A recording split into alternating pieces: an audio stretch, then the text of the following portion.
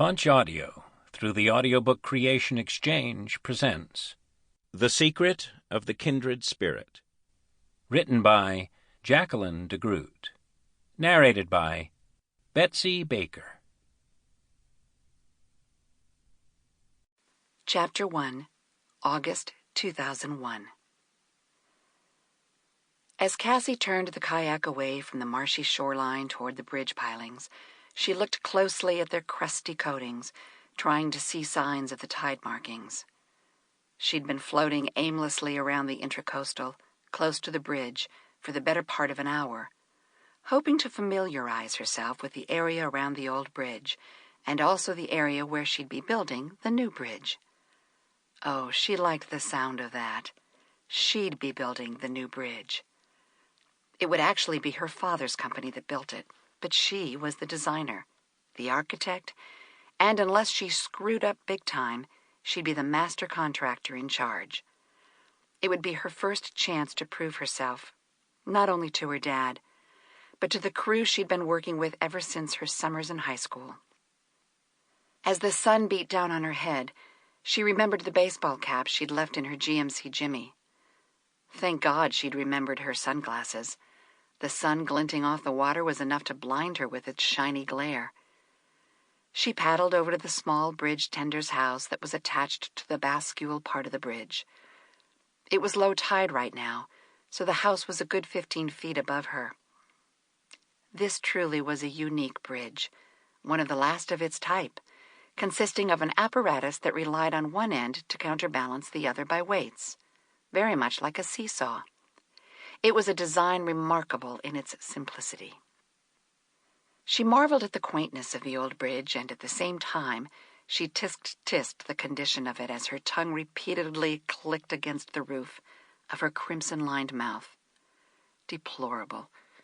It was truly amazing that the state still allowed it to be used. She was under the last swing bridge on the East Coast, the bridge connecting the mainland of Brunswick County to the island of Sunset Beach.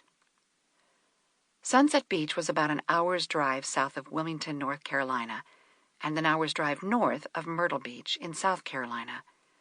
In fact, it was Sunset Beach and the attached 39 acres of Bird Island that separated the two states. Cassie knew the history of the bridge well.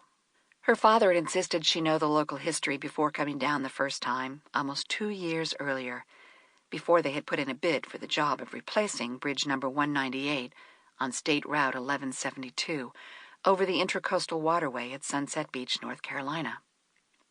The first bridge to cross to the island of Sunset Beach was finished in 1958 by a local developer named Manon C. Gore. It was a cable swing drawbridge controlled by a 3-drum winch. It was replaced in 1961 by the North Carolina Department of Transportation, and then again in 1973. The bridge maintenance crews of Wilmington replaced it a 4th time in 1984, and here it stood in all its decaying glory, all 508 feet 6 inches of it.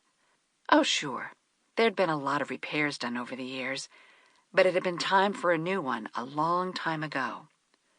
Some of the locals had literally been fighting City Hall for over 12 years to keep the town of Sunset Beach from having a high-span bridge built that wouldn't require hourly openings and closings for the boat traffic on the Intracoastal.